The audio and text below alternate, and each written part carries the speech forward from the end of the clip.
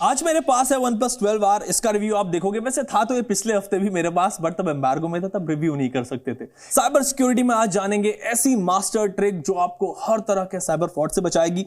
इसके अलावा बात करेंगे लावा मोबाइल्स के MD and president Sunil Raina से। लावा ने स्मार्टफोन मार्केट में बढ़िया कमबैक किया है। सुनील से इस पर भी बात होगी, लेकिन सबसे पहले जानते हैं टेक वर्ल्ड से आ रही कुछ इंटरेस्टिंग अपडेट्स।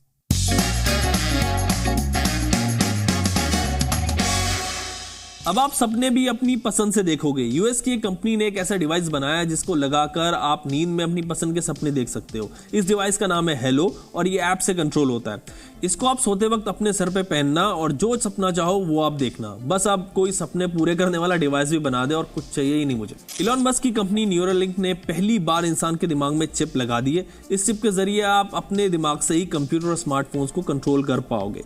ये चिप उन लोगों के बहुत काम आएगी जिनके हाथ या पैर नहीं है या फिर किसी बीमारी की वजह से उनके हाथ या पैर काम नहीं करते। AI अब लोगों की शादी भी करा रहा है। रशिया में एक बंदे ने ChatGPT का बॉट बनाया और उस AI बॉट ने डेटिंग ऐप टिंडर पर 5239 लड़कियों से बात की। इनमें से कई लड़कियों से वो मिलने भी गया। बात ChatGPT करता था, मिलने बंदा जाता था। बाद में ChatGPT ने 5238 लड़कियों को रिजेक्ट किया और एक को इस बंदे के लिए सिलेक्ट किया, जिससे बाद में इस बंदे ने शादी भी कर ली। डीफेक वीडियो के जरिए हांगकांग में एक कंपनी के साथ 200 करोड़ रुपए का फ्रॉड हुआ है। क्रिमिनल्स ने कंपनी के एक ऑफिशियल के साथ ऑनलाइन जूम मीटिंग सेटअप की और इस कॉल में कंपनी के सभी लोगों का डीफेक वीडियो चलाया।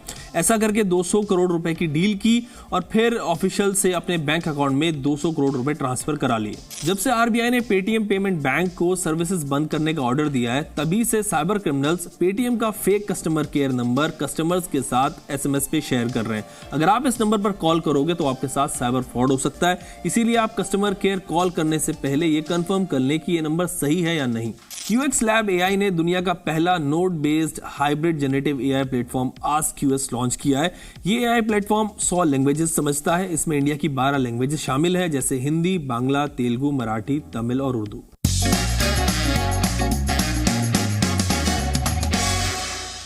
आउट ऑफ द बॉक्स में अब करते हैं OnePlus 12R का रिव्यू। अरे आज भाई क्या हुआ? रिव्यू बाद में करना प्लीज। मेरा एक दोस्त है, उसका फोन चोरी हो गया कल। फोन चोरी हो गया? हाँ, तो अब उसने वो पैटर्न लगा रखा है यू गंदा सा। वो तो खुल जाएगा आराम से। हाँ, तो मतलब कोई तरीका नहीं है कि फोन बंद हो तो सिम पे कोई लॉक हो जाए, कुछ प्रोटेक्शन आ जाए, क्योंकि OTP तो सारे उसके चले जाएंगे। नहीं, अब उसके साथ तो नहीं हो सकता। अब उसका फोन खो गया, अब वो सिम लॉक नहीं लगा सकता। लेकिन अगर कभी तेरे साथ ऐसा हो तो उससे बचने के लिए क्या करियो, अपने फोन में सिम लॉक लगा लियो पहले ही। कैसे लगेगा? मैं बता रहा हूँ आज ही।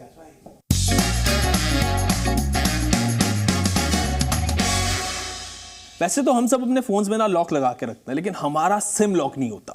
आपका सिम यूज करके चोर आपके बैंक अकाउंट, गूगल पे, फोन पे जैसे अकाउंट्स को एक्सेस कर सकता है, कॉज आपके पासवर्ड रीसेट मैसेज एंड सारे OTP ना आपके सिम पे आते हैं।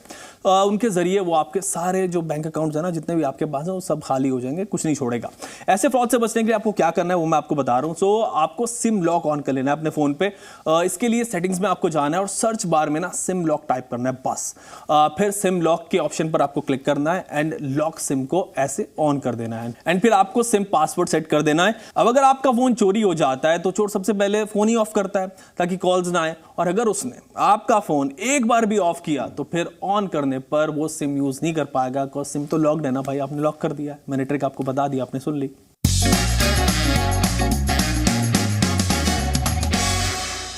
आउट ऑफ द बॉक्स में अब देखते हैं OnePlus 12 का रिव्यू। तारीफ तो बड़ी हुई है इस फोन की, लेकिन टेस्ट करके देखते हैं कि कैसा है।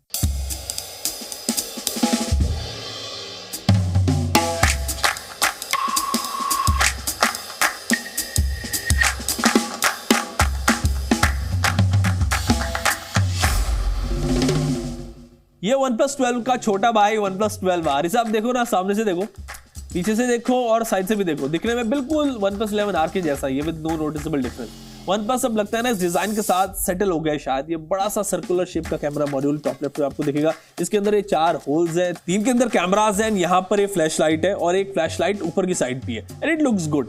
इसमें 2 कलर वेरिएंट्स है, ये ब्लू वाला वेरिएंट है एंड एक ग्रे वाला वेरिएंट भी है जो ब्लैकिश था। ब्लैकिश सा क्या, पूरा ब्लैक ही है, they call it grey, I just don't know why. इसमें ग्लॉसी फिनिश एंड ग्रे वाले में फ्रॉस्टेड मेटल फिनिश इन्होंने दी है। 12R में वैसे इस बार मेटल फ्रेम OnePlus ने दिया है, 11R में प्लास्टिक फ्रेम था, गुड एडिशन।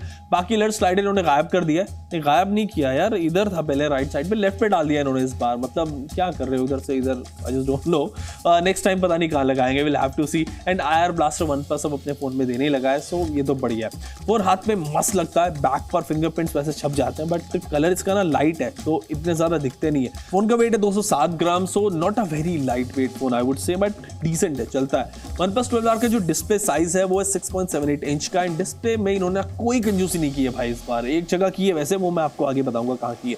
तो 6.78 इंच का LTPO AMOLED पैनल यहाँ पे आपको मिल रहा है। बढ़िया डिस्प्ले है with a peak brightness of up to 4500 nits as claim by OnePlus। Colours display पे अच्छे आते हैं। आउटडोर्स में जब आप फोन को बाहर लेके जाओगे, सनलाइट में यूज करोगे तो भी डिस्प्ले क्लियरली विजिबल रहती है। कर्व डिस्प्ले के साथ OnePlus गया है, मतलब कंटिन्यू किया है 12 एंड 12R में इस फोन में भी। आजकल वैसे कर्व्ड जो डिस्प्ले का ट्रेंड है वो थोड़ा कम होते जा रहा है, फ्लैट डिस्प्ले की तरफ धीरे धीरे लोग मूव कर रहे हैं, बट स्टिल सब्जेक्टिव है ये। ऑल्सो डिस्प्ले कर्व्ड है तो एजेस भी कर्व्ड है, नो फ्लैट एजेस है। रिफ्रेश रेट 120 हर्ट्ज है जो स्टैंडर्ड आजकल चल रहा है। इस बार LTPO पैनल OnePlus ने यहाँ पे यूज किया है, तो ये वेरिएबल रिफ्रेश रेट सपोर्ट करता है, 1 हर्ट्ज से 120 हर्ट्ज तक वेरी करता है based upon the content you using. With cells battery power, HDR10+ का सपोर्ट आपको यहाँ पे मिल रहा है, एंड डॉल्बी विजन का सपोर्ट भी आपको यहाँ पे मिल रहा है। कैमरा आप देखोगे ना तो OnePlus 12R में इन्होंने 11R वाला ही कैमरा दे दिया, there is no change. And I think यार यहाँ पे इन्होंने कंजूसी की है। 11R का कैमरा वैसे बुरा नहीं था, इनफैक्ट इट वाज गुड, सही फोटो से आते मैंने रिव्यू किया था उसका भी, बट थोड़ा यहाँ पे ना अपग्रेड तो बनता ही था भाई। प्राइमरी कैमरा 50 मेगापिक्सल का Sony IMX890 सेंसर है। OIS आपको यहाँ पे मिल रहा है। डे लाइट में फोन अच्छे इमेजेस क्लिक करता है, इमेजेस में आपको अच्छे डिटेल्स मिलती है, कलर टोन भी नेचुरल रहती है काफी हद तक, and you won't notice any noise जब आप प्रॉपर डे लाइट में फोटोज क्लिक कर रहे हो।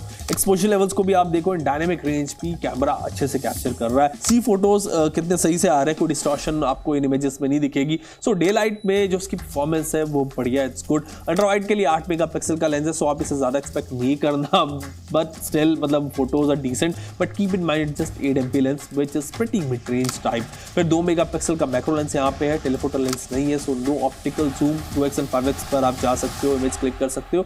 2x पर quality is fine and 5x पर ना not that good. Overall OnePlus 12R की कैमरा परफॉर्मेंस डिसेंट है, कंसिडरिंग कि कैमरा सेंट्रिक फोन नहीं है, but it won't disappoint you. Selfie के लिए यहाँ पे मतलब ओल्ड 16 मेगापिक्सल वाला ही सेंसर है, इसके भी ना वही हाल है, मतलब ठीक ठाक हाल है, सेल्फी अच्छी आ जाती है। आप देखो वीडियोस में आप 12R से 4K 60 FPS शूट कर सकते हो, but only with the primary camera. Ultra wide से एंड सेल्फी कैमरा से 1080p पर ही आप वीडियो रिकॉर्ड कर पाओगे। प्रोसेसर में देयर इज अपग्रेड, अगर आप फोन को ना खोलोगे तो आपको अंदर मिलेगा इसके Snapdragon 8 Gen 2, लेकिन अगर नहीं भी खोलोगे तो भी आपको 8 Gen 2 ही मिलेगा, सो मत खोलना।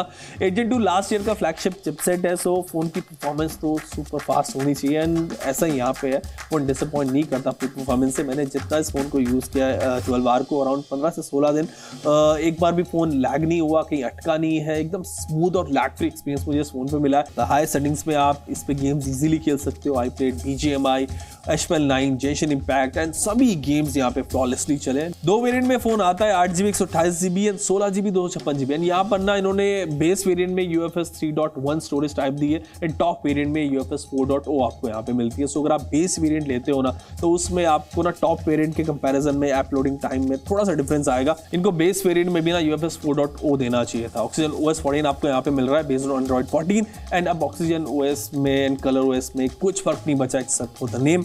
OnePlus 3 साल की OS अपग्रेड यहाँ पे आपको प्रॉमिस कर रहा है, और 4 साल की सिक्योरिटी अपडेट्स आपको देगा इस फोन में। बैटरी यहाँ पे 5500 mAh की, 11R में 5000 mAh की थी, विच मीन्स OnePlus फोन्स में अब तक की सबसे ज्यादा बैटरी आपको 12R में मिल रही है, 5500 mAh है, सो battery backup is not a problem. 100 वाट की फास्ट चार्ज सपोर्ट है यहाँ पे, सो आधे घंटे में 100 वाट मतलब 100 वाट 100% तक फोन चार्ज हो जाता है।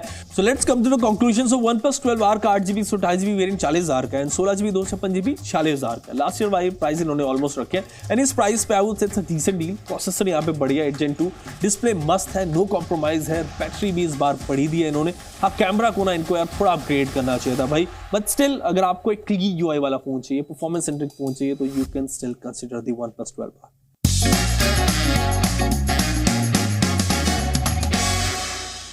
आपको पता है पिछले साल इंडिया में लोगों के साथ 7,500 करोड़ रुपए का साइबर फ्रॉड हुआ है। मतलब 7,500 करोड़ रुपए हम लोगों ने गंवाए हैं साइबर फ्रॉड में। हमें यह भी पता है कि अगर कोई हमें ओटीपी मांगता है हमसे, तो हमें वो शेयर उसके साथ नहीं करना है, बिना सोचे समझे कोई क्यूआर कोड स्कैन नहीं करना है, ये हम जानते हैं, किसी स्कैम लिंक पर हमें क्लिक नहीं करना है, ये भी पता है, बट फिर भी हम फंस जाते हैं। सो ऐसा क्यों होता है? साइबर क्रिमिनल आपकी किस बात का फायदा उठाते हैं, कैसे आप हर तरह के साइबर फ्रॉड से बच सकते हो, आज यही जान रहे हैं साइबर एक्सपर्ट अमित दुबे से।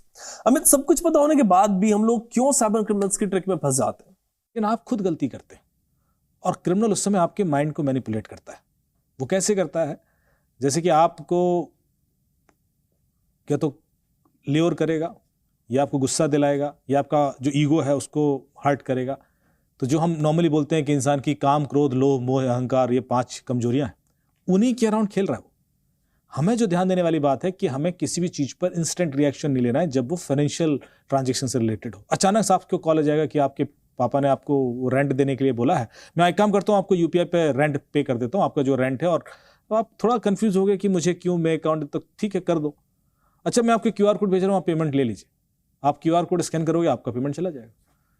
तो अब आपने ध्यान ही नहीं दिया कि इस तरह की चीजें मैं एक बार वेरीफाई भी कर लूं, अपने फादर से भी कॉल कर लूं। व्हाट्सएप पे लोग पैसे मांगते हैं, लोग दे देते हैं। अमित, हर साइबर क्राइम के पीछे ना एक क्रिमिनल एक कहानी बनाता है जिसमें वो लोगों को फंसाता है, लेकिन इससे एक आम बंदा, एक मेरे जैसा बंदा कैसे बचे? पहले तो एक जो मॉडल मैं बोलता हूँ जीरो ट्रस्ट मॉडल, स्पेशली जब आप फाइनेंशियल ट्रांजेक्शन करने वाले हो, आपसे कोई पैसा मांग रहा है, आपको कोई बिल का पेमेंट करना है, आपको किसी भी जगह पेमेंट करना है, आपने थोड़ा सा वेरिफिकेशन करना है। एक चैनल पे नहीं जाना है, जैसे व्हाट्सएप पे मांगा तो आप उसको कॉल लगा लीजिए, एक बार चेक कर लीजिए भाई आपने मांगे हैं पैसे। यदि फेसबुक पे मांगा तो किसी और चैनल पे भी वेरीफाई कर लीजिए, क्योंकि ऐसा नहीं हो सकता कि किसी व्यक्ति के सारे प्लेटफॉर्म हैक हो गए हों एक साथ, एक हुआ होगा या 2 हुए होंगे। तो आप वेरीफाई करेंगे, जब आप आश्वस्त हो जाए तभी आप वो एक्शन लें। कई बार हमें ऐसा भी होता है कि लोगों के पास स्कैम लिंक्स आते हैं, व्हाट्सएप पर आएंगे, फेसबुक पे आएंगे, या फिर अब तो फेक वेबसाइट भी साइबर क्रिमिनल्स बना ले रहे हैं। तो उससे कैसे बचना है भाई? जब आपको कोई ऑफर आ रहा है, आप गूगल पे लिंक सर्च कर रहे हो, या गूगल पे आपने देखा कि मुझे सस्ता होटल चाहिए, जो भी है, और उस पर आप चले गए, ऐसे में उस होटल की लिंक आप वेरीफाई कर सकते हैं। उसके लिए एक टूल बता देता हूं मैं आपको, उसका नाम है whois.domaintools.com। गूगल पे जाएंगे, आप मिल जाएगा whois डिटेल्स किसी भी वेबसाइट के निकालने के लिए।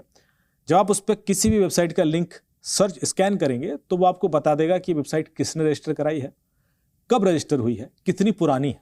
ये 3 चीजें जरूर बताएगा। यदि कोई क्रिमिनल ने वो कराई है तो उसमें क्रिमिनल का डिटेल नहीं होगा, वो हाइड होगा सारा डिटेल। यदि कोई गवर्नमेंट की वेबसाइट है या रेनाउंड एंटिटी की वेबसाइट है, इंस्टीट्यूट की वेबसाइट है, तो उसमें उसके ओनर की डिटेल हाइड नहीं होंगे।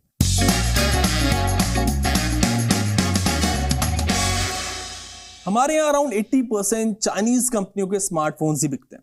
लावा को छोड़ के कोई भी इंडियन ब्रांड ना इस वक्त मार्केट में आप देख लो कि आपको दिखेगा ही नहीं। चाइनीज फोन्स ने इंडियन स्मार्टफोन मार्केट को कैसे कैप्चर किया, इंडियन ब्रांड्स ने क्या क्या गलतियां की, इसी पर आज बात करते हैं लावा इंटरनेशनल के एमडी सुनील रायना से।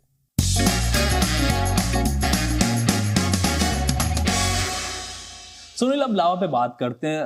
लावा अगर हम बात करें 2013-14 की, तो you were among the top players in India. लेकिन बाद में ऐसा क्या हुआ कि एक वक्त आया कि आप लोग मार्केट से ऑलमोस्ट नहीं रहे, बचे नहीं? देखिए, मैं 2013-14 क्यों हुआ उसका एक आपको बैकग्राउंड देता हूँ पहले तो, कि हम उस सिचुएशन में आए कैसे। अगर आप रफली अबाउट 2009 के आसपास जब आप देखेंगे, इंडिया में कई सारी कंपनीज स्टार्ट हुई थी, और क्योंकि मोबाइल में एक बूम आया था, एक नेटवर्क एक्सपैंड हो रहा था ऑपरेटर साइड से, और at the same time single player domination था उस टाइम पे। तो एक ही प्लेयर था, तो मोस्टली 80% मार्केट शेयर था होता था। तो एक अपॉर्चुनिटी बहुत बड़ी थी। तो उस अपॉर्चुनिटी के चलते बड़े सारे ब्रांड क्रिएट हो गए। बट जिस तरीके से इस इंडस्ट्री को उस टाइम पे एड्रेस किया गया, क्योंकि अगर आप देखेंगे बहुत सारे जो इन्वेस्टमेंट हुई वो फ्रंट एंड पे हुई, क्योंकि प्रोडक्ट पे बड़ा अच्छा काम नहीं हुआ। प्रोडक्ट के पीछे की जो मैन्युफैक्चरिंग, डिज़ाइन, कि कैसे हाई क्वालिटी, अच्छी एक्सपीरियंस, इनोवेटिव प्रोडक्ट बनाए जाएं, इसके पीछे जो कंपनीज हैं उन्हें बहुत कम ध्यान दिया। बिल्कुल। तो जब 2013-14 हुआ, उस टाइम पे जो स्ट्रेंथ थी चाइना की, जो उन्होंने पिछले 1-2 डिकेड से बनाई थी, वो जब स्ट्रेंथ आई तो उस स्ट्रेंथ के चलते उनका जो मार्केट शेयर है, तो वो उन्होंने अचानक से पूरा मार्केट शेयर कैप्चर कर लिया। वो तो एक फैक्टर था कि उनके पास प्रोडक्ट की कैपेबिलिटी थी और उनके पास एक्सपीरियंस था, कम से कम 1.5 से 2 डिकेड का इलेक्ट्रॉनिक्स में उनका एक एक्सपीरियंस था, मैन्युफैक्चरिंग का, डिज़ाइन का उनका एक्सपीरियंस था, जो हमारे यहाँ पे एक्सपीरियंस नहीं था।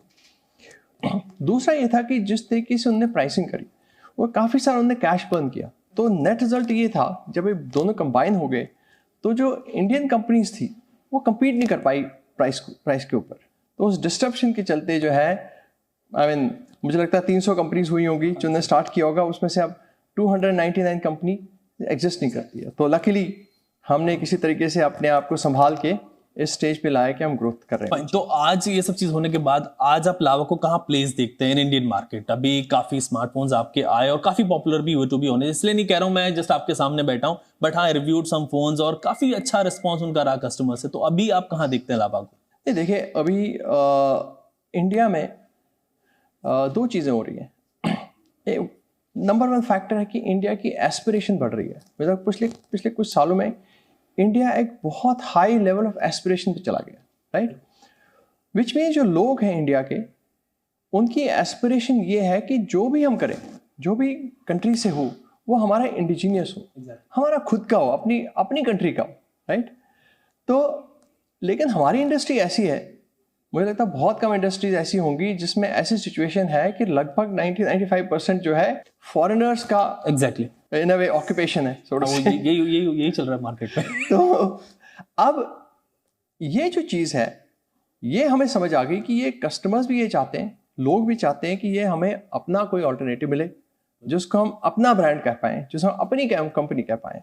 अभी तो हमारी ट्रेजेक्ट्री ग्रोथ की ट्रेजेक्ट्री है, और प्लस जो लोगों का हमें सपोर्ट है वो बड़ा स्ट्रांग है, बहुत स्ट्रांग है। बट मुझे लगता है अभी भी हमें वो ट्रस्ट और बिल्ड करने की ज़रूरत है, क्योंकि अभी 1 साल हुआ, 1-1.5 साल हो गया जब हमने कुछ अच्छा काम करना शुरू किया है। तो इट टेक्स सम टाइम कि लोगों को अभी भी थोड़ा डाउट रहता है कि नहीं यार, पता नहीं है वही वाले तो नहीं है कि भाई पुराने एग्जैक्टली कभी फिर नहीं चले जाए। तो मुझे अभी वो डाउट है, उसको हमने एड्रेस करना है, उस पर हम काम कर रहे हैं। तो we are here for the long play. मतलब जैसे मैं हमेशा कहता हूँ कि ये इंडस्ट्री अगर it's in a way colony of foreign players, 95% plus it's like a colony, right? तो हमें हमारा पर्पस क्या? हमारा पर्पस है we have to decolonize it. तो डीकॉलोनाइजेशन मतलब जब तक हम 25-30% market share as Indian companies इस इंडस्ट्री का नहीं लेते हैं, तो आई वोंट से कि ये डीकॉलोनाइज हो गई है। कम से कम 20-25% तो डेफिनेटली हमारा राइटफुल शेयर बनता है। I am sure we will get there, जाएंगे। मेरा नेक्स्ट क्वेश्चन आपसे यही आ रहा था कि एक्सपेक्टेशन आपकी क्या है? तो आपने बता दिया कि एक्सपेक्टेशन ये है कि 25% शेयर तो हमारा एटलीस्ट हो, बिकॉज हम यहाँ के ब्रांड हैं, हमें कुछ तो मिलना चाहिए। एक चीज़ और मैं सुनील आपसे पूछूंगा कि आपने जो लावा अग्नि की बात करता हूँ, उसको आपने मार्केट किया as a only Indian 5G phone. तो इंडियन 5G फोन तो और लोग भी कर रहे हैं, कह रहे हैं मेड इन इंडिया बना रहे हैं, हर कोई डब्बे पे लिखा आता है मेड इन इंडिया। तो ये चीज़ बताएं, तो अगर वो भी मेड इन इंडिया है तो फिर आप ओनली मेड इन इंडिया कैसे हुए? नहीं, एक तो होता है मेड इन इंडिया, दूसरा होता है इंडियन। जैसे हम तो इंडियन है, right? As a company we are Indian.